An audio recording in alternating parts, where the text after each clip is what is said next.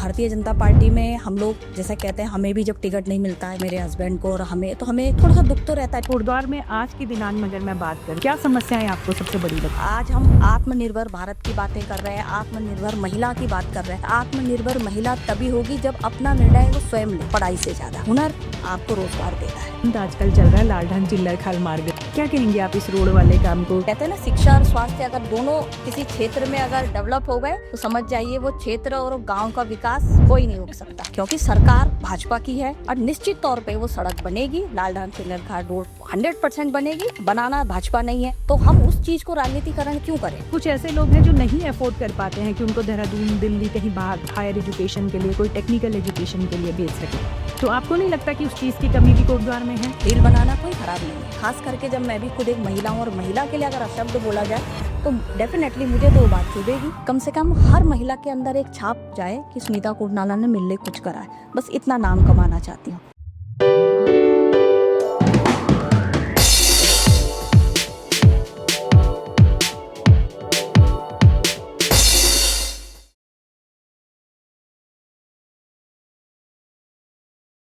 नमस्कार, प्रणाम। मैं माधुरी डबराल और स्वागत है आप सभी का द डीएमडी शो पॉडकास्ट में। आज हमारे साथ कोटद्वार की एक महिला है जो कि भारतीय जनता पार्टी की कोटद्वार में एक बहुत ही सक्रिय सदस्य हैं, पूर्व क्षेत्र पंचायत सदस्य भी रही हैं और कोटद्वार की महिलाओं में आत्मनिर्भरता को लेकर एक अलग ही अलख उन्होंने जगाई है। तो आइए मिलते हैं सुनीता कोटनाला जी से, कोटद्वार का एक जाना पहचाना चेहरा और जाना पहचाना नाम। बहुत स्वागत है मैडम आपका। धन्यवाद। तो कैसी हैं आप? बहुत बढ़िया। थोड़ा सा मैं आपसे जानना चाहूँगी कि जो आपका बैकग्राउंड था, जो आपकी शिक्षा रही, कैसे परवरिश हुई है और आज जो आप राजनीतिक और सामाजिक रूप से इतनी एक्टिव हैं, ये सफ़र की शुरुआत कैसे हुई? पहले तो आपका बहुत बहुत धन्यवाद मुझे इस मंच में आमंत्रण करने के लिए। जैसा आपने कहा, पहले मैं शुरुआत करूँगी एक अपने छोटे से व्यक्तित्व के बारे में बताने की कि मेरा व्यक्तित्व पहले से क्या रहा, मेरी पढ़ाई क्या रही, किस तरीके से मैं राजनीति सफ़र में आई हूँ और किस तरीके से एक घरेलू महिला के रूप से राजनीति का जो सफ़र रहा है। तो 2008 में जो मेरा पहला राजनीतिक करियर रहा है, तो सबसे पहले मैं अपने क्षेत्र से क्षेत्र पंचायत रही हूँ और अच्छे जैसे कह सकते हैं मतों से हम विजयी भी रहे हैं। और उसके बाद कह सकते हैं कि 17 साल का जो अनुभव मेरे राजनीतिक करियर में रहा और राजनीति के साथ साथ मैंने एक राजनीति का जो एक मंच है उसके साथ मुझे एक बहुत अच्छा अनुभव मिला, एक सामाजिक लोगों से जुड़ने का, महिलाओं के बीच में रहने का। क्योंकि मैं कहती हूँ जब हम राजनीति में आते हैं तभी हम लोग एक सामाजिक का एक दायरा जो होता है, एक प्लेटफॉर्म होता है उन मंच तक आने का। क्योंकि कहते हैं ना, आपको फेमस होने के लिए मंच मिलना चाहिए, तो मंच मुझे राजनीति से ही मिला है। तो मैं अपने आप को बहुत ही सौभाग्यशाली भी मानती हूँ कि इसका क्रेडिट मैं अपने हस्बैंड जो बहुत ही लोकप्रिय है, जनप्रिय और हमेशा गरीब असहाय लोगों की मदद करने में हमेशा तत्पर रहते हैं, सुमन कोटनाला जी, उनकी मैं धर्मपत्नी हूँ। वाकई आप कह सकते हैं कि जो एक राजनीति का जो पड़ाव है और जिस तरीके से मुझे फैमिली का एक सपोर्ट, मॉरल सपोर्ट उनसे मिला है, बहुत कुछ अनुभव मुझे उनसे मतलब रोज़ सीखने को मिलता है कि किस तरीके से आपको काम करना है, सामाजिक क्षेत्रों में काम करना, महिलाओं के बीच में काम करना है। तो मैं अपने आप को बेबाक तरीके से कह सकती हूँ कि मेरे आज राजनीतिक गुरु मेरे पतिदेव श्री सुमन कोटनाला जी हैं और जो 25 सालों से जो उनका कार्यालय है, जो बद्रीनाथ मार्ग के सामने, तहसील के सामने उनका कार्यालय, आप देख सकते हैं। जब मैं वहाँ जब भी जाती हूँ उस कार्यालय में बैठती हूँ तो मुझे बहुत अच्छा लगता है कि जब कोई एक गरीब असहाय लोग उस सीढ़ी को चढ़ते हैं हमारे कार्यालय की, उनकी एक जो भावनाएं जुड़ी हुई रहती है कि हमारी पेंशन हो जाए। तो वाकई जब वो पेंशन एक फ़ोन कॉल से ये समाज कल्याण में बात करते हैं और वाकई पता करते हैं कि हाँ माता जी आपकी पेंशन आ गई है, तो जब उनका एक हाथ मेरे हस्बैंड के सर पे लगता है तो मैं आपको उस फीलिंग को नहीं बता सकती हूँ कि मुझे लगता है कि वाकई इससे बड़ी जनसेवा और इससे बड़ा जो एक धनी व्यक्ति मैं किसी को नहीं मानूं। क्योंकि दुआओं में वो एक जान होती है जो आप सब कुछ जिससी मतलब कहते हैं ना, आप हर कुछ कमा सकते हैं, पद शौहरत, लेकिन दुआएं आप नहीं कमा सकते। दुआ के लिए आपको कर्म करने पड़ेंगे। तो वो कर्म मुझे लगता है कि मेरे पतिदेव से ही मुझे सीखने को मिला है और एक जैसे कह सकते हैं निस्वार्थ भाव से एक आदमी सोचता है कि यार आप राजनीति फील्ड में हो सकता है आपका वोट बैंक हो, लेकिन मैं सोचती हूँ वोट बैंक नहीं होती, हमारा समर्पण है, हमारी कार्य करने की एक क्षमता है जो हम उस काम को कर रहे हैं। दूसरा है कि हम आधिकारिक सामंजस्य स्थापित करना शासन प्रशासन से, वो हमारे पति जी बहुत बखूबी निभाते हैं और हमेशा मुझे भी इसी चीज़ के लिए मोटिवेट करते हैं कि सुनीता, हमेशा आप जिस क्षेत्र में जाओ महिलाओं के समस्याओं को सुनो और कोशिश करो अपना 100% देने की, कि इन महिलाओं का जो चाहे वो रोज़गार से संबंधित बातें कर रही हो, चाहे अपनी कुछ भी बातें अगर आपसे आप दर्द बता रही हैं तो आप उसको कोशिश करिए। देखो होना ना होना तो वो हमारे हाथ में नहीं, लेकिन प्रयास तो हम कर सकते हैं। तो उन प्रयासों को मैंने उनसे ही सीखा है, तो बहुत कुछ मुझे सीखने को मिलता है। और महिलाओं से, जैसा मैं कहती हूँ, मैं एक SHG ग्रुप भी चलाती हूँ जो मेरे घर पे ही है वो SHG ग्रुप। तो मेरे साथ 11 महिलाओं की टीम है और सबसे अच्छी बात है कि वो महिलाएं मेरी अपने क्षेत्र की है और मेरे साथ कंधे से कंधा मिला के, बहुत ही घरेलू महिलाएं, उसमें मेरे साथ बुजुर्ग महिलाएं भी है। तो वाकई मुझे अपने आप को बहुत खुशी महसूस होती है कि इन महिलाओं को हम कुछ दे पा रहे हैं, क्योंकि देने वाला तो ऊपर वाला है, लेकिन वो जो मेहनत कर रहे हैं उसके लिए हम थोड़ा सा प्रयासरत में माध्यम हम बन जाते हैं। तो उसके लिए मैं मतलब अच्छा लगता है कि किसी के बीच में हम काम करने का हमें मौका भी मिल रहा है, उनकी बातें, और हम जब अपने घर पे जब करते हैं बहुत फ्रीली होके हम काम करते हैं। ये नहीं है कि मैं उनको मॉनिटरिंग कर रही हूँ, मतलब बहुत फ्रीली होके हम उनके साथ में काम करती हूँ, जैसे कहते हैं ना फ्रेंडली। तो फ्रेंडली होके हम उनके साथ काम करते हैं और बहुत सारी चीज़ें हम लोग अपने समूह के माध्यम से बनाते हैं और मार्केट में हमारी चीज़ें जाती है। नहीं, मैं आपको अक्सर मैं देखती रहती हूँ और सोशल मीडिया पर मैं आपसे बहुत अच्छे से जुड़ी हुई हूँ, तो आपके जो कार्य हैं वो हमें भी प्रभावित करते हैं और इसीलिए हमने आपको यहाँ पर आज बुलाया भी है कि हम आपकी जो बातें हैं, जो आपके विचार हैं, वो अन्य महिलाओं तक भी जाएं और वो देखें कि किस तरह से एक महिला जो है वो अपने आप को मजबूत कर सकती है बिना किसी पॉलिटिकल, ऐसा कोई नहीं है, लेकिन हाँ ठीक है आपके हस्बैंड आपके साथ थे, लेकिन काम तो आपने किया है। तो यही मतलब यही हमारा मोटिव भी है कि हम महिलाओं की बातों को एक माध्यम से हम आगे रखें कि और कई महिलाएं शायद है कि प्रेरित भी हों आज आपकी बात सुनकर।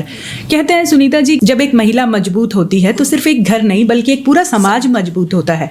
आप क्या मानती हैं इस बारे में, क्या ये वाकई होता है? नहीं, आपकी बात से मैं बिल्कुल सहमत हूँ कि समाज भी इससे प्रेरित होता है, लेकिन मैं सोचती हूँ मेहनत तो महिला के द्वारा हो रही है, बिल्कुल, तो उसको अपना 100% देना चाहिए, क्योंकि हम आत्मनिर्भर भारत की बातें कर रहे हैं, आत्मनिर्भर महिला की बात कर रहे हैं, लेकिन मैं सोचती हूँ आत्मनिर्भर महिला तभी होगी जब अपना निर्णय वो स्वयं ले, बिल्कुल अपने स्किल से। क्योंकि मेरा जो एक नज़रिया है, मैं सोचती हूँ पढ़ाई मेरे लिए मायने नहीं रखती। कभी कभी हम UPSC की तैयारी करते हैं, पूरा अपनी जो एक उम्र होती है निछावर कर देते, लेकिन घर में रह के माँ बाप भी बुजुर्ग हो जाते हैं, वो सोचते हैं हमारा बच्चा कुछ काम करे। मेरे हिसाब से हुनर आपको रोज़गार देता है पढ़ाई से ज़्यादा। अगर आपके अंदर हुनर है तो आप लाइफ में बहुत बड़े मुकाम को हासिल भी करेंगे, और मैं सोचती हूँ उसको एक आपका डेवलपमेंट में जितना अच्छा आपका स्किल और एक आपका जो हुनर रहेगा वही आपको ऊपर ऊंचाइयों पे भी ले जाता है। अगर आपने पढ़ाई करी, पढ़ाई से तो आप ठीक है, आप उस गद्दी में तो आप बैठ जाओगे, लेकिन हुनर से आप अपने रोज़गार को आगे बढ़ाने का एक जो माध्यम हुनर रहता है, स्किल रहता है, उससे ही आपकी रोजी रोटी भी चलती है। और आपके लिए जैसे कह सकते हैं, क्योंकि मैं खुद उस चीज़ से गुजर रही हूँ, तो मुझे पता है कि एक हुनर और एक स्किल जो है, क्योंकि मेरे साथ जितनी महिला हैं वो पढ़ी लिखी ज़्यादा है नहीं, तो आज वो इस मुकाम में पहुंच रही है कि आप देखिए हर महीने उनको सैलरी मिल रही है, उनकी आर्थिक स्थिति मजबूत हो रही है। तो मेरे हिसाब से हुनर और स्किल इस समय बहुत रोज़गार का एक बहुत अच्छा माध्यम है। बिल्कुल सही कहना, और यही मेरा भी कहना था कि भले ही आपके साथ आपके पति हैं और आपके गाइड की तरह हैं, आपके मेंटोर की तरह आपके साथ हैं, लेकिन कहीं ना कहीं आपका हुनर भी था कि जो उन्होंने सिखाया, जो उन्होंने समझाया, आपने उसको उसी तरह ग्रहण किया और अपने क्षेत्र में आज आप बहुत अच्छा काम भी कर रही हैं, तो वो किसी से छुपा हुआ भी नहीं है। एक चीज़ मैं और जानना चाहूँगी कि जैसे आपका जो राजनीतिक जीवन है, क्योंकि आज मैं देखती हूँ आप काफ़ी सक्रिय हैं राजनीतिक तौर पर भी, तो कभी एक महिला होने के नाते आपका अनुभव कैसा रहा राजनीति में? देखिए, राजनीति में अनुभव तो कुछ अपने हाथ में भी होता है कि हमने उस प्लेटफॉर्म को, क्योंकि जब एक घरेलू महिला राजनीति के मंच में चढ़ती है, तो आप जैसे कोई कार्यक्रम में जाते हैं, मैं अपना अनुभव कहूँगी, मैं किसी को कंपेयर नहीं कर रही हूँ, मैं अपनी बातों को बता रही हूँ। आपको किसी ने बुला दिया, आप कुछ भी मेंबर है किसी क्षेत्र से, तो आपको बुलाया, आपको माइक दे देते हैं पकड़ने के लिए, तो डर रहती है कि हमने अगर माइक में हमसे कुछ गलत बोल दिया, हमने उनके स्वागत अभिनंदन में कुछ गलत कह दिया तो कुछ गलत तो नहीं जाए। लेकिन मैं सोचती हूँ बेबाक तरीके से बोलिए, क्योंकि कहते हैं ना कि आपके श्रोता उन्हीं बातों को सीखेंगे, कि सीखते रहिए, अपने विचारों को खुले मन से रखिए। आपकी आवाज़ ही आपके लिए बहुत मायने रखती है। अपनी आवाज़ को हमेशा आप इस तरीके से बुलंद रख सकती हैं, और बुलंद रखने का माध्यम आपको इससे अच्छा मंच नहीं मिल सकता। तो हर महिला के लिए मैं यही कहती हूँ, अपनी स्किल, अपने आत्मनिर्भर बनने के लिए अपने स्किल को आगे लाना है, अपने आत्मविश्वास, क्योंकि जब तक आपके अंदर आत्मविश्वास की कमी रहेगी तब तक आप आगे प्लेटफॉर्म में नहीं आ पाएंगे। तो आत्मविश्वास होना बहुत जरूरी है हर महिला के लिए। बिल्कुल बिल्कुल सही बात है, बिल्कुल सही कह रहे हैं कि अपना एक सेल्फ कॉन्फिडेंस जो है वो सबसे ऊपर काम करता है। और अगर आप कॉन्फिडेंट हैं तो आप जो भी करेंगे आपको लगेगा मैं ठीक कर रही हूँ, सही राह पर हूँ। आप क्षेत्र पंचायत सदस्य रही हैं और 1 से ज़्यादा बार रही हैं, जहाँ तक मुझे जानकारी है। कोई ऐसे कार्य जो आप बताना चाहें, जो आपको लगता हो कि मैंने ये बहुत अच्छे कार्य अपने क्षेत्र में किए हैं उस दौरान जब आप क्षेत्र पंचायत सदस्य रहीं? कोई ऐसी चीज़ जो आप बताना चाहें, कोई ऐसा अनुभव जो आप हमारे साथ साझा करना चाहें? जी बिल्कुल। मैं 2008 में जब बीडीसी रही, पहला जो मेरा कार्यकाल रहा 5 साल का, तो उस समय मैं कह सकती हूँ ना कि मेरे को उस समय राजनीति का थोड़ा सा कम अनुभव था। लेकिन जब मैं 2019 में जब अपने क्षेत्र से, ऊपर से पर्वतीय क्षेत्र, आप समझ सकते हैं मैदानी और पर्वतीय, यहाँ जब मैं थी मैदानी क्षेत्र था हमारा कोटद्वार, उसके बाद जब मैं पर्वतीय क्षेत्र में गई तो मुझे वो मेरा बहुत ही अच्छा अनुभव भी था। पर्वतीय क्षेत्र में जब मैं चुनाव जीती तो मैं आज आपको बताऊंगी कि मुझे सबसे ज़्यादा वोट महिलाओं ने दिया। वो इतनी खुश हुई कि एक महिला नेतृत्व तो हमारे बीच में आया, प्रतिनिधित्व करने का मुझे भी मौका मिला। बिल्कुल। तो सबसे पहले मैंने वहाँ अपनी एक प्रशिक्षण केंद्र खोला, जिसमें मैंने अपने बांस के जो एक प्रशिक्षण केंद्र जो हम लोग चलाते भी हैं, वो एक प्रशिक्षण केंद्र मैंने एक पंचायत घर, जैसे आपने सुना होगा हर गाँव में होता है, उसमें मैंने अपना एक प्रशिक्षण केंद्र खोला। वहाँ महिलाएं कम से कम 40-50 महिलाएं अपना जो जूट का और इसका जो हमारे जो बैम्बू में काम होता है उसे उन्होंने सीखा, और वाकई वो इतना अच्छा लगा उन लोगों को कि हमें रोज़गार भी मिल रहा है।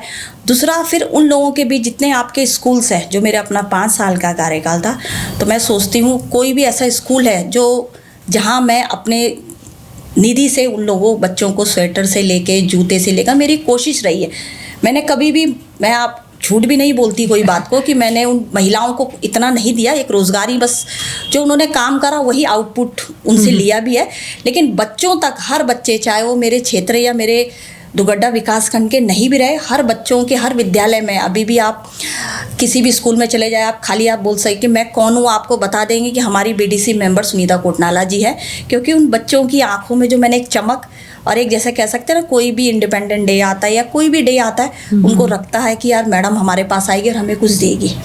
तो वाकई मुझे बहुत अच्छा लगा कि उन बच्चों को देने में, ठीक है, हम जो अर्निंग कर रहे हैं उसका 1/3 अगर हम किसी गरीब असहाय बच्चों को दे भी दें तो मुझे लगता है देने वाला तो भगवान है, हम उसका 1/3 अगर बच्चों में दे भी रहे हैं। और बच्चे एक ऐसे माध्यम है कि भाई कम संसाधन होते हैं, आपको पता है, जब वहाँ स्कूल का बच्चा बिना जूते के स्कूल आता है, स्वेटर नहीं रहते हैं, बिल्कुल बिल्कुल, माँ बाप भी पढ़े लिखे नहीं होते हैं, तो उनको पता भी नहीं रहता है कि बच्चों को कैसे आपने ड्रेसअप होके भेजना है। तो मुझे वो आँखों में चुभता था कि कहती थी यार ये मतलब कैसे ये बच्चे स्कूल आ रहे हैं, ये जूते भी नहीं पहन रहे, स्वेटर भी बिल्कुल कपकपाती ठंड में बच्चे आ रहे हैं, इनके पास कुछ नहीं है। तो एक कोशिश रही है, मतलब मैं ये नहीं बोलूँगी कि मैंने उन्हें बहुत कुछ दिया है, लेकिन एक प्रयास करा है कि उन बच्चों तक मेरी कुछ चीज़ चली जाए। दूसरा, जब कोरोना काल था तो मैंने अपने क्षेत्र में पूरे सैनिटाइज मास्क खुद बनाए हुए। सबसे बड़ी बात, उस समय कोरोना काल का जो फर्स्ट स्टेप था, तो आपने देखा होगा पूरा लॉकडाउन हो चुका था। हाँ, तो मैंने घर में अपनी एसएसजी की महिला से लेके 40-50 महिलाओं के घरों में मैंने कॉटन के अपने कपड़े दे दिए, इलास्टिक दे दी, कि हर किसी के घर में मशीन होती है। और मैं धन्यवाद करना चाहूँगी अपनी क्षेत्र की महिलाओं के, उन्होंने एक घर से मुझे 200 मास्क बना के दिए। अच्छा। हाँ, और उन्हीं महिलाओं के बदौलत मैंने अपने पूरे दुगड्डा विकास खंड में उन मास्क और सैनिटाइज को वितरण किया। अच्छा। और उसी के बदौलत आज मतलब मुझे बेस्ट बीडीसी मेंबर का अवार्ड भी मिला, कि आपने कोरोना काल में, आप समझ सकते हैं कि किसी के बीच में जाना, इतना आपको कोविड का खतरा रहता है, लेकिन मैं तब भी उनके बीच में गई, चाहे डबल मास्क पहन के गई, लेकिन गई और वहाँ मास्क सैनिटाइज दिया। कोशिश करी कि भाई जो हमारे राशन की किट, वही जैसे कोई निर्धन परिवार थे, नहीं मिल पा रहा था, भोजन माताएं रहती है, स्कूल भी बंद था। सबसे बड़ी बात है, सबसे बड़ा होता है कि जब भोजन माता रहती, इतना काम करती, उनके पास तो कुछ है ही नहीं ना, उनकी इतनी अच्छी सैलरी है कि वो अपनी अर्निंग कैसे करेंगे। तो कोशिश करिए कि भोजन माताओं के पास हमने करा। आशा कार्यकर्ता है कि कुछ मेरा अनुभव है, इन लोगों के पास कुछ नहीं था, क्योंकि जब आप जॉब में रहते हैं, जब जॉबलेस होते हैं तो बहुत दिक्कत होती है, जो गवर्नमेंट जॉब के रहते हैं। तो उन तक अपने एक छोटा छोटा सा प्रयास मेरा उन तक रहा।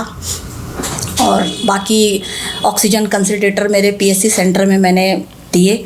6 ऑक्सीजन कंसंट्रेटर मेरे पूरा नाथूखाल से लेके पूरा अपना दुगड्डा विकास खंड के जितने पीएससी सेंटर है, हनुमंती से, वहाँ मैंने अपने ऑक्सीजन कंसंट्रेटर दिए। वहाँ जितनी आपकी एएनएम रहती है ड्यूटी पे, उनको भी बताया कि भाई कैसे से आपने लोगों तक उससे सर्विस देनी है। तो आए लोगों ने, काफ़ी अच्छा उनको लाभ भी मिला है उससे। कुछ मास्क सैनिटाइज मैंने उस ऑफिस में भी रखे कि भाई कोई भी, मतलब कोशिश रही है, प्रयास रहा है मेरा कि भाई कोई भी इस चीज़ से वंचित ना रहे। कभी कुछ चुनौतियों का सामना करना पड़ा बीइंग अ लेडी, जैसे आप पॉलिटिकल फील्ड में हैं या सोशल सेक्टर में आपका बहुत काम है, कभी ऐसा अंदर से लगा कि महिला होने के नाते कोई चुनौती मिली हो? नहीं, मुझे तो बल्कि महिला होने के नाते बेनिफिट ही मिला हुआ है, चुनौती तो नहीं मिली। हाँ। मुझे तो मतलब बेनिफिट मिला है। क्यों बेनिफिट मिला है? बिल्कुल, सबसे बड़ी बात है, मुझे सम्मान बहुत मिला हुआ है। मुझे सम्मान, चाहे वो राजनीति में हो, सामाजिक क्षेत्रों में हो, हर चीज़ में मुझे सम्मान मिला है।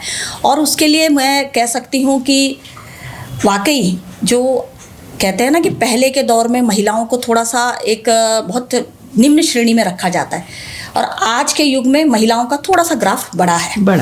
तो वो ग्राफ, महिलाओं का जो सम्मान है लोगों की दृष्टि में अभी भी थोड़ा सा बढ़ रहा है। तो वो अपने आप में देख के, क्योंकि आज मैं यहाँ बैठी हूँ, महिलाओं ने, आप मेरा इंटरव्यू ले रही, आप भी एक सशक्त महिला है, तो वाकई हम दोनों आज इस फील्ड में हैं, तो कहीं ना कहीं हमारा सम्मान ही है। बिल्कुल। तो मैं ये नहीं कहूँगी कि मुझे चुनौतियों का सामना करना पड़ा। चुनौती भी मुझे लगता है हम खुद बनाते हैं। अगर चुनौती को हम अच्छी तरीके से टैकल कर दें तो कोई चुनौती आजकल टफ नहीं है। बिल्कुल। बस उसको हमने चैलेंजिंग के तरीके से लेना है, चाहे वो आप बिजनेस में हो, पॉलिटिकल हो, उसे चैलेंजिंग मूड में आप ले रहे हैं। तो मुझे तो मतलब बहुत अच्छा उससे पॉजिटिव मिला है, तो मैं उसको चैलेंजिंग नहीं कहूँगी।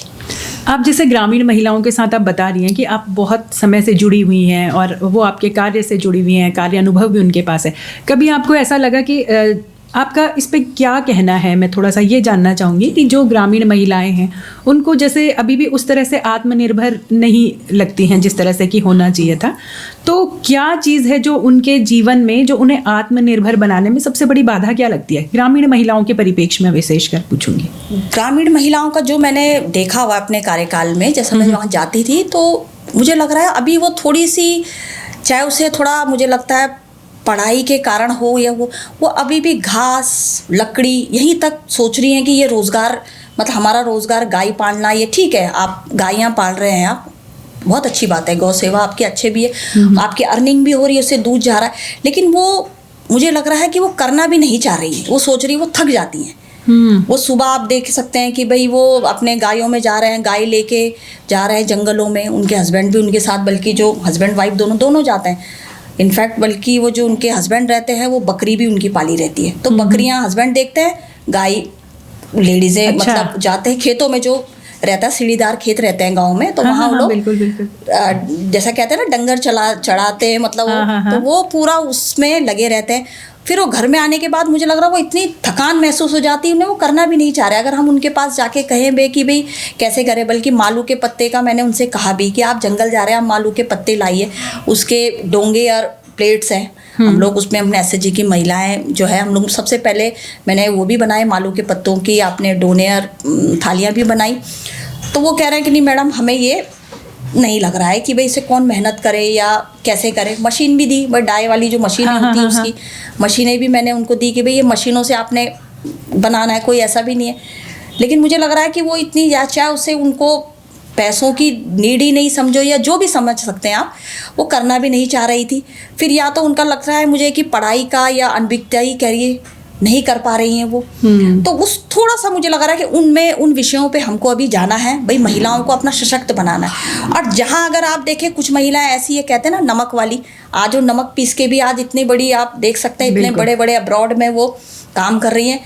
तो मुझे लग रहा है हमारी गांव की महिला वीरांगना की भाई, वो कहते हैं कि हम टीलू रौतेली और इन्हीं के जैसे हमको बनना है, मतलब दबंग तो है वो, नो डाउट, लेकिन अपना एक कार्य क्षेत्र का जो उनका एक दायरा होता है या हमारे जैसे प्लेटफॉर्म में उनको अभी नहीं आना है, तो थोड़ी एक जैसे कह सकते आत्मविश्वास की कमी है। ठीक है। एक चीज़ और मैं जानूंगी, क्योंकि सरकार और जो जनता है उसके बीच आप एक अच्छा माध्यम है, एक सशक्त माध्यम है, आपने इस रोल को भी बहुत अच्छे से निभाया है। हमारी सरकारें जो हैं वो बहुत अच्छी योजनाएं चला रही हैं, और आजकल हम देख रहे हैं कि महिलाओं को लेके तो बहुत ज़्यादा योजनाएं चल रही हैं, फिर भी हम देखते हैं कि हमारे गाँव की, ग्रामीण क्षेत्र की अंतिम महिला तक वो योजनाओं का लाभ नहीं मिल पाता है। तो कहाँ कमी रह जाती है इस पूरे सिस्टम में?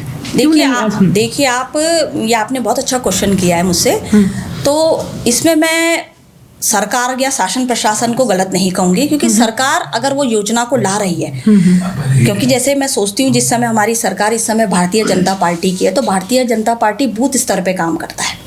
इसीलिए भारतीय जनता पार्टी में बूथ स्तर का जो एक चुना जाता है अध्यक्ष, आपको पता होगा बूथ अध्यक्ष होता है, तो प्रधान होते हैं, बीडीसी मेंबर होते हैं, जिला पंचायत होते हैं। तो मैं सोचती हूँ इसमें कमी जनप्रतिनिधि की है।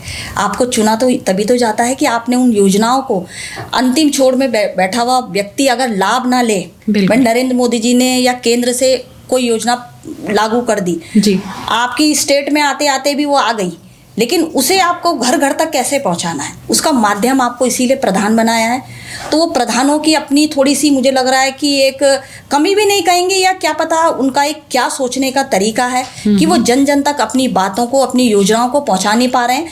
क्योंकि मैं सोचती हूँ कि अभी ऐसा भी नहीं पहुंचा पा रहे। कई योजनाएं हमारी ऐसी कि चल भी रही है, चाहे गौराधन योजना से ले गए, हर घर जल मिशन का योजना है, कई योजनाएं का लाभ भी ले रहे हैं, लेकिन उस लाभ में आपको 100% कैसा आपको पता है कि भाई हमने पेंशन है, आपने देखा कोरोना काल में जो वैक्सीन से लेके जो श्रम विभाग के जो मिला है काम, जो राशन की किट हमको दी गई है, वो भी हमारी सेंटर से आई हुई थी, लेकिन वो इंसान को पता नहीं है कि ये चीज़ें कहाँ से आ रही है।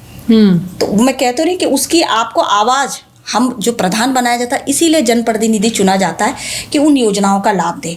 तो ये थोड़ी सी कमी भी है हम लोगों की कि आप हर घर में जाके ये बता नहीं पा रहे हैं कि ये योजना चल रही है। आप देखिए स्वरोजगार की हमें 1 लाख के सब मिलते हैं, पैसे मिलते हैं, उसमें 1 लाख की सब्सिडी में मिलती है, तब भी वो लोग नहीं कर पा रहे हैं उस चीज़ को। तो ये कमी कहीं ना कहीं हम जैसे जनप्रतिनिधियों की भी है कि लोगों तक अपनी योजनाओं को, जितनी योजनाएं हमारी धरातल पे आ रही है उसे नहीं बैठ पा रहे, वरना शासन प्रशासन अपनी तरफ से पूरी कोशिश करता है। हाँ, क्योंकि हमने देखा है कई बार महिलाओं को जानकारी नहीं होती है, महिलाओं क्या पुरुष क्या पता है, ग्रामीण क्षेत्रों में कुछ लोगों को अच्छी जानकारी है लेकिन सबको नहीं होती है। कुछ अवेयर लोग हैं जिन्हें पता है और वो हर योजना का लाभ भी लेते हैं, लेकिन मैक्सिमम नंबर ऐसे लोगों का होता है जिन्हें योजना का पता ही नहीं है, तो लाभ तो दूर की बात है। तो इसलिए थोड़ा सा मेरे मन में ये बात आई थी, और आप एक अच्छी जनप्रतिनिधि भी रही हैं, तो इसलिए ये स्वाभाविक था आपसे पूछना। अच्छा आपने पूछा है। ऐसे ही है जैसे कि आप, मैं देखती हूँ आपको कोटद्वार के, आप चाहे सामाजिक कार्यक्रम हो चाहे राजनीतिक कार्यक्रम हो, आपकी बहुत अच्छी भागीदारी रहती है, आपकी एक उपस्थिति भी मजबूत तरीके से आपकी रहती है, ऐसे किसी भी कार्यक्रम में हो या किसी भी इस तरह के प्रोग्राम में हो। आप कोटद्वार वासी होने के नाते थोड़ा सा मैं आपसे जानना चाहूँगी, आपको कोटद्वार में आज की दिनांक में अगर मैं बात करूँ, आज के दिन पे क्या समस्याएं आपको सबसे बड़ी लगती है? देखिए समस्याएं तो मूलभूत जो एक जैसे कहते हैं ज्वलनशील समस्याएं, तो सबसे बड़ा स्वास्थ्य है, मतलब जो मुझे दिखता है, बिल्कुल है ना। शिक्षा में भी काफ़ी अच्छा सुधार है, आप देख सकते हैं शिक्षा में जो आप स्कूलिंग देखिए आप कितना अच्छा है। अब वो पहले जैसी शिक्षा नहीं रही जहाँ बच्चा अपने लिए पीछे से गद्दी लेके जाए। पहले तो आप कहते हैं ना पार्टी में लिखते थे, हाँ। अपने साथ अपना एक क्या बोलते हैं टाट लेके जाना, अब नहीं, अब बेंचेस में पढ़ने वाले बच्चे हैं, NCERT बेस में सारी पढ़ाई हो रही है, बहुत अच्छे ब्लैक बोर्ड है, प्रोजेक्टर हैं, तो कमी शिक्षा में नहीं है। थोड़ा सा स्वास्थ्य में अभी इस समय सुधार करने की हमें थोड़ी आवश्यकता है, जो मुझे दिखता है कि भाई कहते हैं ना शिक्षा और स्वास्थ्य अगर दोनों किसी क्षेत्र में अगर डेवलप हो गए तो समझ जाइए वो क्षेत्र और गांव का विकास कोई नहीं रोक सकता। तो वही चीज़ है जो मुझे लगता है स्वास्थ्य में हमें अभी थोड़ा सा फोकस करना है, तो उसमें भी हम प्रयासरत हैं, अपनी तरफ से अब कर ही रहे हैं, मैडम भी लगी हुई हैं, तो बस उसका भी तुरंत निराकरण होगा, ऐसा नहीं। हाँ, क्योंकि जनरली अगर हम देखते हैं छोटी मोटी बीमारी से ऊपर अगर कुछ आ जाता है तो हमारे हॉस्पिटल को कहा जाता है, जनरली आप भी सुनती होंगी क्योंकि हम आम लोग हैं यहाँ के, कि हमारे हॉस्पिटल सिर्फ रेफर सेंटर बन के रह गए हैं। कोई भी एक नॉर्मल बीमारी से ऊपर अगर सेकंड कुछ होता है तो हमें यहाँ पे कोई भी सुविधा उपलब्ध नहीं हो पाती है, फिर हमको बिजनौर, देहरादून इस तरफ ही जाना पड़ता है। एक दूसरी चीज़ जैसा आप कह रही हैं कि शिक्षा में काफ़ी अच्छा सुधार देखने को मिला है, लेकिन आप देखेंगे वो स्कूल लेवल पर है। आप 12th लेवल तक फिर भी हम मानते हैं कि यहाँ पे ठीक ठाक शिक्षा है, बहुत, मैं उस लेवल की तो नहीं बोलूँगी, लेकिन एक ठीक है, एक प्राथमिक और एक इंटरमीडिएट स्तर पर ठीक है। लेकिन उसके बाद बच्चे क्या करें? कभी आपने सोचा इस तरफ? आपके, मुझे लगता है आपके बच्चे खुद यहाँ से बाहर जाके पढ़े, मेरे खुद के बच्चे यहाँ से बाहर जाके पढ़ रहे हैं, और ऐसे हमारी जैसे बहुत सारे फैमिलीज़ हैं जिनके बच्चे बाहर, कुछ ऐसे लोग हैं जो नहीं अफोर्ड कर पाते हैं कि उनको देहरादून, दिल्ली, कहीं बाहर हायर एजुकेशन के लिए, कोई टेक्निकल एजुकेशन के लिए भेज सकें। तो आपको नहीं लगता कि उस चीज़ की कमी भी कोटद्वार में है? नहीं, वो जैसा आप जो बात करना चाह रहे हैं, मुझे लग रहा है आप एकेडमीज की बात कर रहे हैं। कि एकेडमीज जो मतलब है थोड़ी सी सेकंड लेवल पे, की कमी है वो।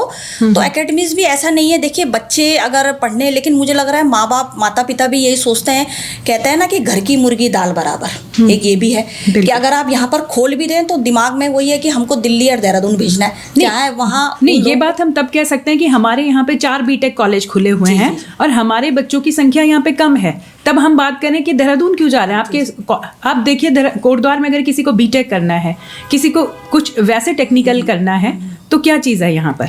नहीं, आप बिल्कुल सही कह रहे हैं। तो वही मैं कह रही हूँ कि एकेडमी का भी थोड़ा सा इश्यूज रहता है हमारे यहाँ की। जैसे आजकल जो ट्यूटोरियल्स खुल रखे हैं वो लोग भी करवा ही रहे, अपनी तरफ से कोशिश रहते हैं, लेकिन वही है, खुद मेरी बेटी है 12th में है, बिल्कुल वो खुद अभी इसके बाद मुझे खुद को है कि भाई अब पास आउट होके वो कहाँ जाना है, भाई भेजने की दिक्कत तो है ही ना। वही मैं कह रही हूँ कि आपके भी बच्चे हैं, हमारे बच्चे हैं। 12th है मेरी बेटी का, तो 12th के बाद उसको भी, हमें भी ये सोचना है कि भाई, लेकिन मुझे लग रहा है यहाँ इतनी मेंटलिटी है, या क्या कहें, हम लोग भी खुद सोचते हैं कि यार भाई कोई चीज़ हमने ऐसे खोलें कि भाई एकेडमी लायक हमको स्पेस भी मिल जाए कुछ, क्योंकि मेन है कि स्पेस भी चाहिए उसके लिए। अगर आप एकेडमी खोल रहे हैं, इतना लैंड कोई दे रहा है या कोई कुछ है, तब तो उसमें एक विचार करा जाए।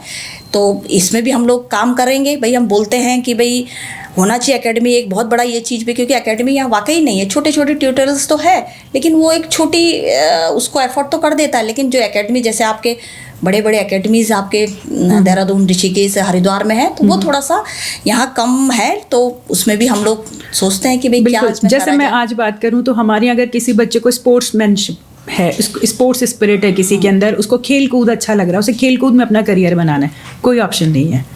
आप देखिए कोई ऑप्शन नहीं है। तो इस तरह की ऐसे बहुत सारी, मुझे लगता है ये समस्याएं हैं। और जैसे कि हमारी जो, क्योंकि आप इस सरकार से जुड़ी हुई हैं, सीधा सीधा बीजेपी की आप बहुत सक्रिय सदस्य भी हैं और बहुत मंचों पर आप प्रतिनिधित्व करती हैं, तो मेरा थोड़ा सा ये है कि आज हमारी तीनों स्तर पर जो है वो बीजेपी है। हम मेयर की बात करें, हम प्रदेश में बात करें या देश में बात करें, तो हम अक्सर ये बोला जाता था कि डबल इंजन की सरकार होगी तो ये सब होगा। अब ट्रिपल इंजन की सरकार हमारे पास है। फिर भी कोटद्वार की जनता में आप देखेंगे तो एक रोष है, कहीं ना कहीं डेवलपमेंट को लेके, कहीं ना कहीं विकास कार्यों को लेकर। आप थोड़ा सा इस पर भी प्रकाश डालिए।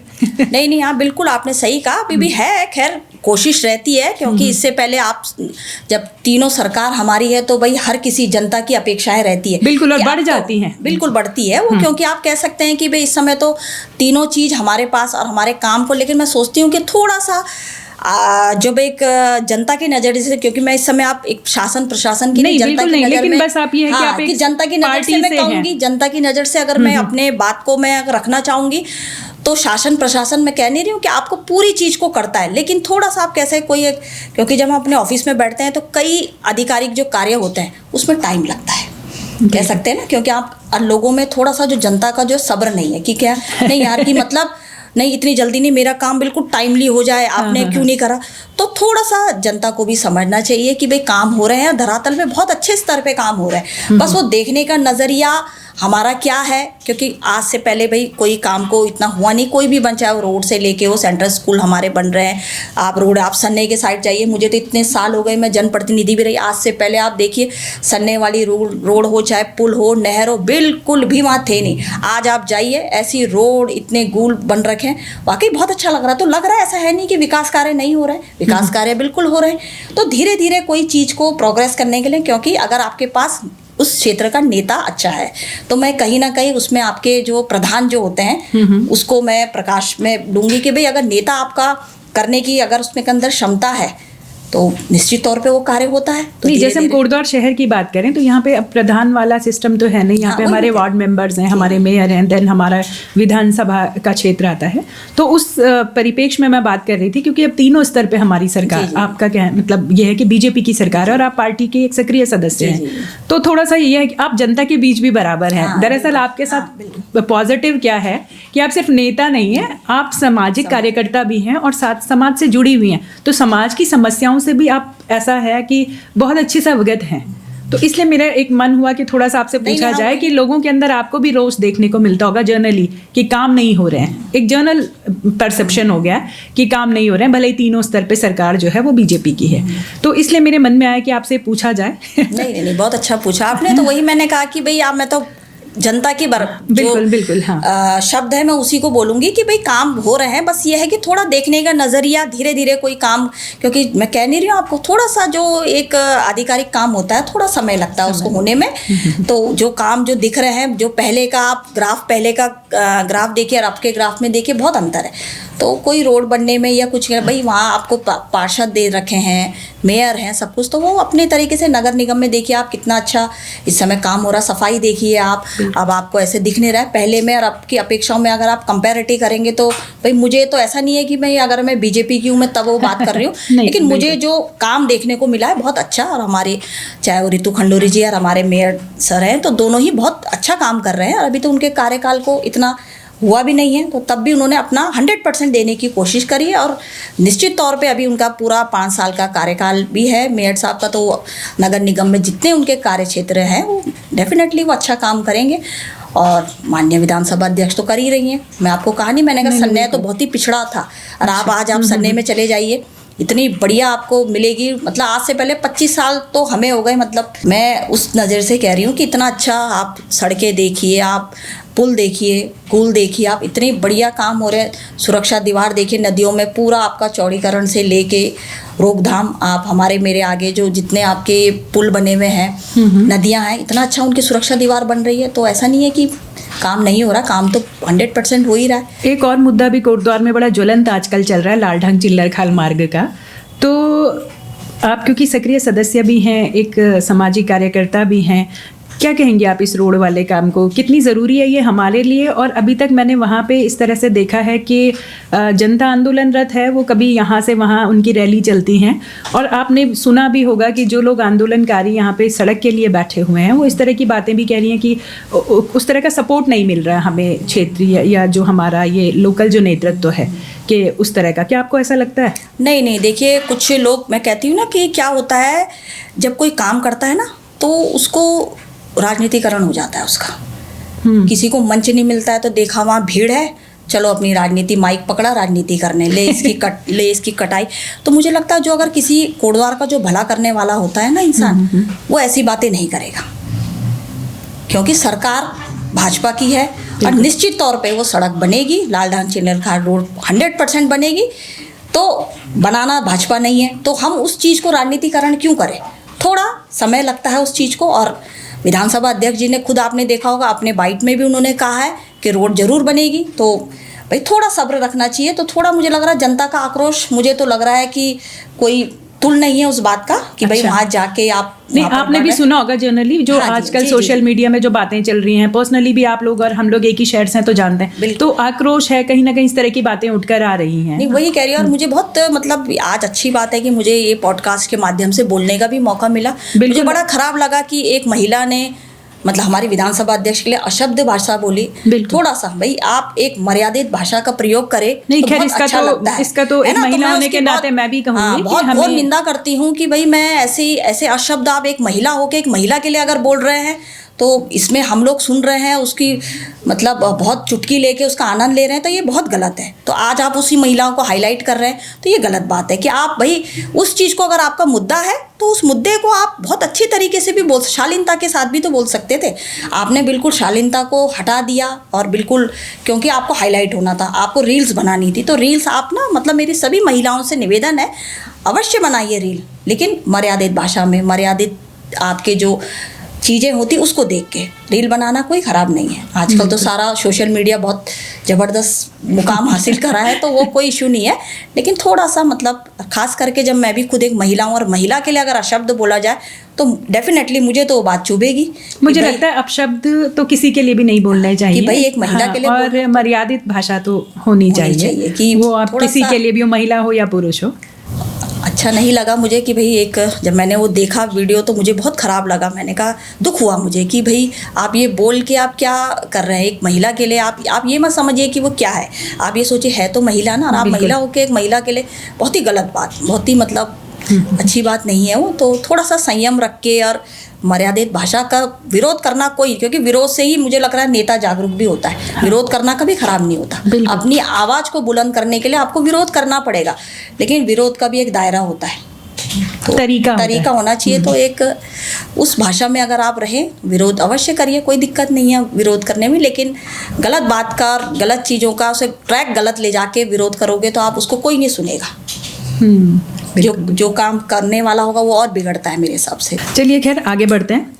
आजकल आप देख रहे होंगे हमारे पहाड़ की, थोड़ा सा आप महिला हैं, बड़ी अच्छी कर्मठ महिला हैं, तो महिलाओं से संबंधित कुछ सवाल मेरे मन में हैं, मैं जानना चाहूँगी। आपने सुना होगा हमारे पहाड़ की जो बेटियां हैं हमारी तो जनरली आपने भी सुना होगा, बहुत बातें चल रही हैं कि आजकल हमारे पहाड़ में लड़कों की शादियाँ नहीं हो रही हैं, लड़कियां नहीं मिल रही हैं, लड़कियों को सरकारी नौकरी वाला लड़का चाहिए, देहरादून या कोटद्वार में प्लॉट होना चाहिए, इस तरह की डिमांड्स हैं लड़कियों की। तो कहाँ तक आपको लगता है कि ये जायज़ है जो इसका हम एक जो वो है वो लड़कियों के ऊपर डाला जा रहा है कि कहीं ना कहीं हमारी लड़कियां कारण हैं जो इस तरह की डिमांड्स रख रही हैं? क्या वाकई आपको भी ऐसा लगता है कि महिलाओं को इस तरह की डिमांड नहीं रखनी चाहिए, या क्या आपका क्या परसेप्शन है इस बात पे, क्या नज़रिया है? देखिए, हम तो अब 21वीं सदी में है, तो मुझे लग रहा है 21वीं सदी में लड़का लड़की तो अब तो है ही नहीं। क्योंकि जब एक मैं तो जहाँ तक देखती हूँ हॉस्पिटल में जब कोई एक लड़का होता है तो लोग बहुत मतलब खुश नहीं रहते, और लड़कियाँ होती हैं तो बड़ी खुश हो रही हैं। क्यों? क्योंकि उनके अंदर, लड़कियों के अंदर मतलब एक उनको लग रहा है कि ये लड़कियाँ मतलब एक शायद हो सकता है एक पेरेंट्स की मेंटेलिटी है कि लड़कियाँ देखती हैं। आप समझ सकते हैं कि लड़का है तो भाई ये नहीं देखेगा, ये अपनी वाइफ के साथ चला जाएगा, लड़कियां हैं तो ये हमको देखेंगी, मतलब एक एज अ पेरेंट्स बता रही हूँ मैं आपको। तो खुश हो रही है, तो खुश होने पे वो माता पिता का आप देखो कितना फ़क्र हो रहा है कि मेरी दूसरी भी बेटी हुई है। तो कहीं ना कहीं उन बेटियों को भी ये ज़रूर समझना चाहिए, जब मेरे माता पिता इतने अरमानों के साथ हमको, भाई जब मैं दूसरी बेटी भी हुई तो माँ बाप के आंखों में इतना एक सपना था कि मैं उसको मुकाम को हासिल करूँगी, मैं देखूँगी। तो उस चीज़ को अगर लड़कियां ये बात को कहें कि भाई ये लड़का कम पैसे हैं या गवर्नमेंट जॉब चाहिए, तो मुझे लग रहा है लड़का गवर्नमेंट जॉब ना हो लेकिन लड़का संस्कारी हो। अगर आपका लड़का बिगड़ा है और MNC कंपनी में 1.5 लाख कमा रहा तो वो कमाई करनी क्या है आपने? अगर लड़का आपका अच्छा नहीं है तो मैं सोचती हमेशा हर लड़की को ये कहना है लड़का अच्छा ढूंढो। कोई बात नहीं, सैलरी तो ऊपर नीचे फ्लक्चुएट हो जाती है। अगर आपके अंदर भाई काम करने का डिग्री है, हुनर है, तो आप भूखा तो नहीं रहोगे। लेकिन हर लड़की से मैं यही कहूँगी, और आप सक्षम है तो आप दोनों पति पत्नी जॉब करके भाई घर तो चला ही सकते हैं ना। तो इसमें ये क्यों सोचना है कि भाई मेरा पति कम कमा रहा है और हम ज़्यादा कमा रहे हैं। तो लड़कियों से मैं यही कहूँगी भाई कि ये चीज़ों को आप मत सोचिए। भाई ये आप गया वो ज़माना जब हम पुराने ज़माने में थे कि भाई हम दे देते थे, लेकिन आज के युग में तो मुझे लग रहा है हर लड़का काम करने वाला भी है, हुनर है। जब 2 बच्चे रहते हैं तो एक B.Tech होगा, दूसरा M.Tech होगा, तो कमी कहाँ है? बिल्कुल, कमी तो है ही नहीं। आपने साथ में ये भी बातें सुनी होंगी कि आजकल हमारे जो घर हैं वो टूट रहे हैं। जी जी। और तलाक जो है वो ज़्यादा हो रहे हैं, जबकि ये तो हमारे समाज का हिस्सा ही नहीं होते थे, लेकिन आजकल इस तरह की बातें आ रही हैं। और कहीं ना कहीं उसके लिए भी आप देखोगे तो जर्नल जो एक परसेप्शन है वो लेडीज़ के ऊपर है कि इनके डिमांड्स बढ़ गई हैं, या मतलब कुछ कारण हो, चाहे कई बार ये भी कहा जाता है कि मायके के संपर्क में रहने में इस तरह की बातें आ रही हैं। जनरली आप एक सोचते होंगे, सुनते होंगे, आपको भी ऐसा फील होता है क्या?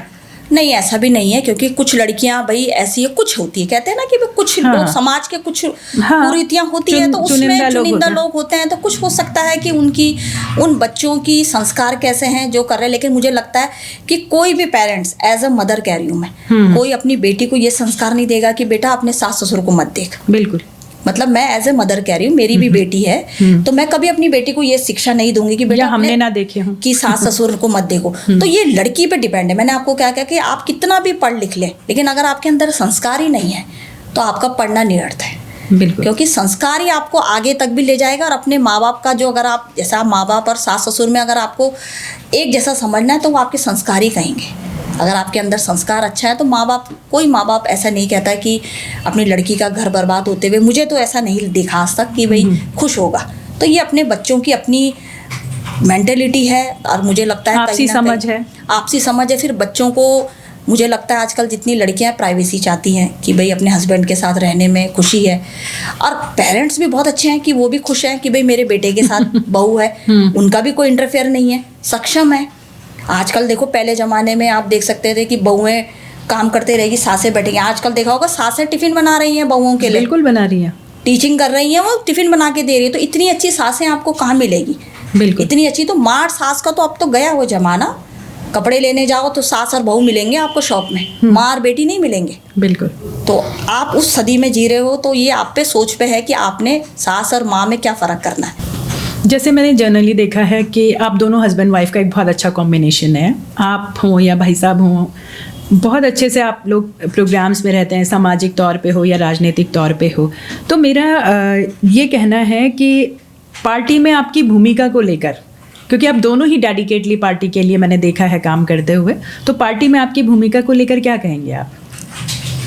भूमिका तो दोनों हम लोग भारतीय जनता पार्टी से जुड़े हुए हैं। और सबसे बड़ी बात है कि भाई ये तो बहुत सालों से है जी, कई वर्षों से इन्होंने 35 साल का इनका राजनीतिक करियर रहा है। काफ़ी अच्छे बड़े बड़े पदों में पूर्व ब्लॉक प्रमुख रहे हैं, पूर्व जिला पंचायत उपाध्यक्ष रहे, निवर्तमान मंडी समिति के अध्यक्ष रहे हैं। बिल्कुल। तो इतने बड़े बड़े पदों में, और सबसे बड़ी बात है ये सारे पद जनप्रतिनिधियों के होते हैं। मतलब आप लोगों की लोकप्रियता हो, हाँ, इसे आप एक वन वर्ड में डेफिनेट करो तो आप लोगों की लोकप्रियता के कारण आपको जो ये पद मिला हुआ है।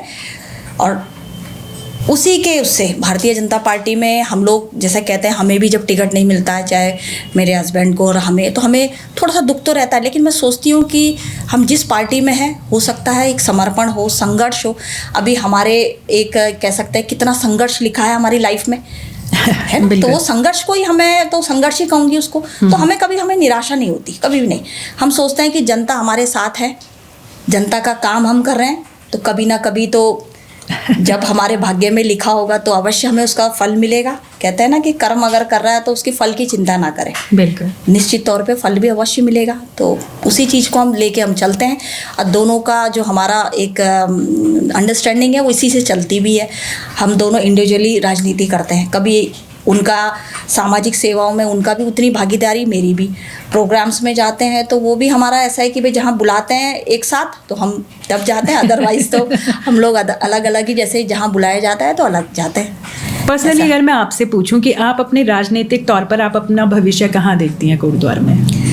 मेरा तो अगर मानना, राजनीति में वैसे मुझे ज़्यादा इंटरेस्ट रहता नहीं है। मैं अपनी सोशल एक्टिविटीज़ में ज़्यादा अपने आप को सोचती हूँ कि आज से 60-70 जब तक मेरी मतलब एक जैसे कह सकते हैं कर सकती हूँ काम, कम से कम हर महिला के अंदर एक छाप जाए कि सुनीता कोटनाला ने मेरे लिए कुछ करा है। बस इतना नाम कमाना चाहती हूँ। नेता तो आप 5 साल के बाद आप कोई नहीं आपको जानेगा ना। लेकिन महिलाओं के लिए, अगर वो महिला मेरे को, मैं बुजुर्ग हो गई, अरे इस सुनीता ने मेरे लिए ये काम किया, तो मेरे लिए बहुत, मतलब मेरा मन गदगद हो जाएगा कि मैंने उस महिला के लिए कुछ करा है। बस इतनी मैं अपनी लोकप्रियता चाहती हूँ। आज की जो युवा महिलाएं हैं, हमारी युवा बच्चे हैं हमारे, स्पेशली मैं लड़कियों को लेके बात कर रही हूँ, आपको आज की डेट में ऐसा क्या लगता है जो हमारे टाइम नहीं था और आज की युवा महिलाओं के पास बड़ी ताकत है, वो क्या चीज़ होगी ऐसी? भैया आप देख सकते हैं कि सबसे बड़ी ताकत तो इस समय उनके पास है सोशल मीडिया। बिल्कुल, सोशल मीडिया इतनी बड़ी ताकत हो गई है उनके पास कि उससे वो आप देख सकते हैं। मैं अब देखती हूँ कि त्रिभुजी नारायण जहाँ वाईफाई भी है, वहाँ से एक महिला अपने पूरी मंदिर से लेके क्या क्या चीज़ें वो सारी, मतलब वहाँ का बैकग्राउंड हमें रील्स के मॉडल, रील के उससे हमें दिखा रही है, और हम देख भी रहे हैं, हम व्यूअर्स हैं उनके। तो इतना बड़ा प्लेटफॉर्म कहाँ मिलेगा? पूरा भारत उनकी चीज़ों को देख रहा है कि भाई ये फलाना कौन है, ये महिला कौन है। तो देखिए, आप पैसा भी कमा रही हैं और व्यूअर्स भी बढ़े, अपनी संस्कृति को भी आगे बढ़ा रही हैं। ऐसा नहीं है, वो दिखा रही है मंदिर में यहाँ है, इस मंदिर में इतने टाइम पे पूजा हो रही है, हमने ये परिधान पहना है, आज हम ये काम कर रहे हैं, खेती में काम कर रहे हैं। तो आप देख सकते हैं एक कोने से हम यहाँ बैठे हुए हैं, हम तो प्लेन्स में आ गए, बिल्कुल, हम तो यूपी वाले जी। सटे क्षेत्र से आ गए, तो आप वहाँ से लेके यहाँ तक एक सोशल मीडिया के माध्यम से, तो मैं सोचती हूँ इससे बड़ी डेवलप कौन महिला होगी। अपनी बात को सोशल मीडिया से पहुँचा रही है, और वाकई ये बहुत अच्छी भी बात है कि आज सोशल मीडिया ने आज महिलाओं का, जैसा कह सकते हैं, सबसे ज़्यादा, आप देखो, आप कभी आपने रील में लड़के कम देखे होंगे, महिलाएं ज़्यादा देखी होगी। हाँ, वो एक कहावत भी है ना कि अगर महिलाएं व्हाट्सएप और फेसबुक में ना हो तो वो भी ना चले। तो वही देखिए, आप महिलाएं, आप लेकिन फिर एक से एक इसमें ना मेरे एक और क्वेश्चन इसमें आया है, मेरे मन में आया है कि सोशल मीडिया में महिलाओं की भूमिका क्या होनी चाहिए, क्योंकि आजकल आप ये भी देख रही होंगी कि कहीं ना कहीं बहुत ज़्यादा इसका एक फ़ायदा भी उठाया जा रहा है, चाहे वो व्यूअरशिप को लेकर हो, चाहे वो सब्सक्रिप्शन को लेकर हो। तो मतलब जनरली लोगों के बीच ये भी है कि यार व्यूअर्स के लिए ये सब हो रहा है, मतलब बहुत ताकत भी है, लेकिन कहीं आपको ऐसा लगता है नहीं कि भूमिका क्या तय होनी चाहिए? मैंने आपको पहले ही कहा ना कि रील जब बनाती महिला तो मर्यादित होके, मैंने आपको पहले ही अपने उसमें बता दी ये बात कि आप कोई रील बना रही है, अभद्र डांस, अभद्रता, मतलब आप अगर इस रील को, जैसे मैंने कहा कि भाई मैं किसी के एक ब्लॉग देखती हूँ, त्रिभुजी नारायण से रहती हूँ महिला, मुझे इतना बढ़िया लगता है कि बहुत संस्कारी उसमें बनाती है, तो मुझे वाकई वहाँ के पूरे, जैसा कह रहे हैं, पूरी छाप, रुद्रप्रिया की पूरी छाप वो मुझे सोशल मीडिया के माध्यम से पता चलती है। बिल्कुल ऐसे तरीके से रील बनाए। आप अपने घर की बना रही, ठीक है, अच्छी बात है, अपने घर में अपने बच्चों की एक्टिविटी दिखा रहे हैं, अधिकतर आप देख सकते हैं ब्लॉगिंग आपकी लोग घर में ही बनाते हैं, जी जी। लेकिन कम से कम आप ऐसे चीज़ें ना करें जिससे हमारे बच्चे, आप देखते हैं छोटे बच्चे हैं, स्क्रॉल करके आप रील देखते हैं, ऐसे ना देखिए, वो बच्चे सीखते हैं, क्योंकि बच्चे तो एक, जैसा कहते हैं ना, कुमार होता है जो कच्चा घड़ा है, कि उसको जैसे आकार तो वो सीखेगा। जितना आप देखें, आप सब रील देख के बच्चे गलत चीज़ सीख रहे हैं, तो उसका कहीं ना कहीं कारण वो माताएं भी हैं जो ऐसी रील बना रहे हैं, वे दिखा रहे हैं, बच्चे देख रहे हैं उस चीज़ को। और रही व्यूवर्स की बात, तो मैं सोचती हूँ व्यूवर्स अगर नहीं देख रहा है तो कमेंट क्यों कर रहा है भाई? कमेंट भी कर रहा है तो इसका मतलब है आप इंटरेस्टेड हो, आप उस रील्स को देखने के लिए इंटरेस्टेड हो, और जो आपको बना रहा है उसे तो यही कमेंट चाहिए अपने व्यूवर्स बढ़ाने के लिए, सब्सक्राइब करने के लिए। बिल्कुल। तो आप, मतलब वो आप पे निर्भर है कि आप उस रील को कितना देख रहे हो। आप मत देखिए, क्योंकि आप नहीं देखोगे तो उसके व्यूवर्स बढ़ेंगे नहीं। आप देख रहे हो, कमेंट कर रहे हो, तो उसके तो, और साथ में आप शेयर भी कर रहे हो, तो ताकि आप भी देखें। हाँ, कि आप भी देखें, तो व्यूवर्स तो हम ही है ना, व्यूवर्स कोई बाहर के लोग नहीं, व्यूवर्स हम ही है। तो मैंने कहा ना भाई, मैं तो उन्हीं लोगों के ब्लॉग देखती हूँ जो मुझे अच्छा लगता है, मैं तो स्क्रॉल कर देती हूँ। भाई हमें देखना है ना, वो तो हमारी आंखें हैं, आंखें जैसे दिखाएगी, बिल्कुल देखना तो हमने है उस चीज़ को। आप अच्छी चीज़ें देखिए ना, बुरी चीज़ देखिए मत, तो क्यों देखेंगे। हाँ, मैं तो अपने छोटे बच्चों के लिए बोल रही हूँ कि छोटे बच्चे हैं, वो नहीं जानते, वो स्क्रॉल करना नहीं जानते, उनको जो सामने दिखता है वो वही चीज़ सीखेंगे, बस उन तक गलत मैसेज ना जाए। बस इसलिए मैं ये चाह रही हूँ कि जो भी आप रील बनाए तो थोड़ा सा मर्यादित होके अपने अच्छे उसमें अपने संस्कार, अपने सभ्यता, अपनी लोक संस्कृति में बना रहे हैं तो बहुत अच्छा लगेगा। आपके हिसाब से अगर मैं बात करूँ तो सही मायने में महिला सशक्तिकरण है क्या? महिला सशक्तिकरण की अगर एक सिंपल वर्ड में मैं डेफिनेशन दूं तो जैसा कह सकते हैं, जो अपने डिसीजन स्वयं लेने वाली, जो महिला अपने डिसीजन स्वयं लेने वाली हो, वही सबसे इस समय मेरी नज़रों में आत्मनिर्भर और सशक्त महिला होती है। अगर आपका डिसीजन आपके बगल वाला कोई ले रहा है, आपका पति ले रहा है, आपका बेटा, तो अभी आप सशक्त नहीं हुई हैं, चाहे आप कितनी सशक्त दिख रही हैं आप, लेकिन आप अभी सशक्त हो कि आप अपने डिसीजन, मुझे क्विक डिसीजन लेना है और सोच के लेना है, खुद ले रही हैं आप दूसरों पे नहीं कि अपने बच्चे से कि बेटा मैं ये लूँ तो ये वाला डिसीजन। तब तक आप सशक्त नहीं बन सकती है जब तक आप अपने डिसीजन को खुद ना ले। तो खुद लेने वाली आत्मनिर्भर, जैसे कि मैंने आपको कहा, हर महिला इस समय आत्मनिर्भर है ही। बिल्कुल है। आप सारे जो लोग हैं जॉब में हैं, कुछ ना कुछ अपने दम पे, अपने स्किल से, अपना हुनर है, लेकिन बस एक डिसीजन पावर जो है वो नहीं है उनके अंदर। तो जब तक वो महिला तभी सशक्त बनेगी जो अपना डिसीजन स्वयं ले। बहुत अच्छा लगा आपसे बातें करके, और लग भी रहा है कि बिल्कुल आप समाज के बीच में, और कहते हैं ना ग्रास रूट लेवल पे जब आप काम करते हैं तो आपकी बातों में वो चीज़ झलकती है, तो वो बिल्कुल झलक रही है। तो एक चीज़, बहुत समय भी मैंने आपका ले लिया है, जाते जाते मैं आपसे एक चीज़ अवश्य जानना चाहूँगी कि हमारी कुछ बहनें ऐसी हैं जो आज भी सपने देखने से डरती हैं, क्या कहेंगी आप उन्हें? देखिए, मैं तो कहती हूँ जिसका नाम ही क्या है, सपने कहते हैं ना कि सपने पूरे करने की जो ताकत होती है वो अगर वो महिला के अंदर अगर आ गई तो डेफिनेटली वो सपना नहीं, वो एक्चुअल होता है। तो सपने नहीं कहते, अरे सपने तो कभी पूरे ही नहीं होते, ये कहावत भी है। तो तभी पूरे होंगे जब उसको करने की क्षमता आपके अंदर होगी। तो सपना देखना गलत नहीं है, सपनों को पूरा करना आपके अंदर है।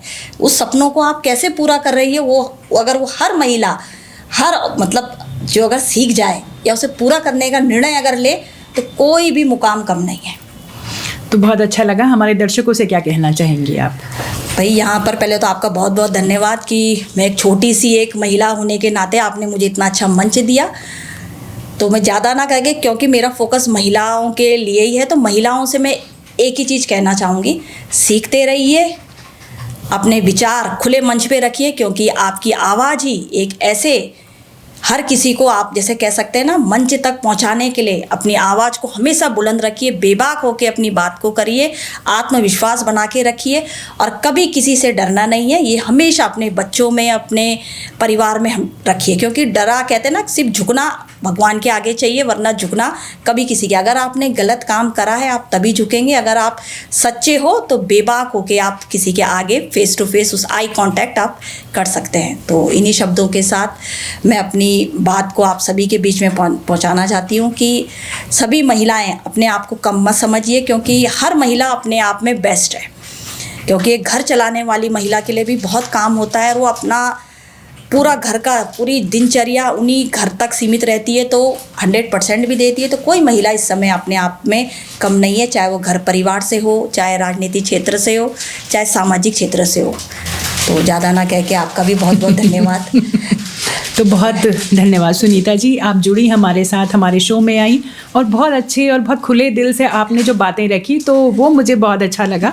तो आपका हमारे शो में आने के लिए बहुत धन्यवाद। बहुत बहुत धन्यवाद। तो आप थी सुनीता कोटनाला जी, कोटद्वार का एक जाना पहचाना चेहरा भी हैं और साथ साथ एक जाना पहचाना नाम भी हैं। आप और आपके हस्बैंड श्रीमान सुमन कोटनाला जी दोनों मिलकर बीजेपी के एक बहुत अच्छे कार्यकर्ता हैं, बहुत अच्छे सदस्य हैं, बहुत अग्रणी भूमिका निभाते हैं किसी भी कार्यक्रम में। और अक्सर आपको कहीं भी सोशल मीडिया हो या वैसे भी हो, आपको ऑनलाइन ऑफलाइन सब जगह आपको दिख जाते हैं और समाज के बीच में एक बहुत अच्छी पकड़ भी है। तो बहुत अच्छा लगा मुझे पर्सनली इनको इनवाइट करके, और मैं चाहती भी थी कि हमारे मंच पर एक ऐसी महिला आए जो महिलाओं की बात रखना जाने बहुत ही सुदृढ़ तरीके से। और जैसे उन्होंने अपनी बातों में भी कहा कि महिला के लिए सब कुछ बहुत अच्छा है, कभी ऐसा नहीं लगता, लेकिन आप अपनी बात हमेशा बहुत तरीके से रखें और बहुत मर्यादित ढंग से रखें। ये बात उनकी मुझे बहुत अच्छी लगी। तो इस तरह की पर्सनालिटीज़ आगे भी हमारे शो में आती रहेंगी। एक अगले शो में एक सशक्त आवाज़ के साथ एक सशक्त विषय पर फिर आपसे मुखातिब होंगे। तब तक के लिए आप सबका बहुत बहुत धन्यवाद।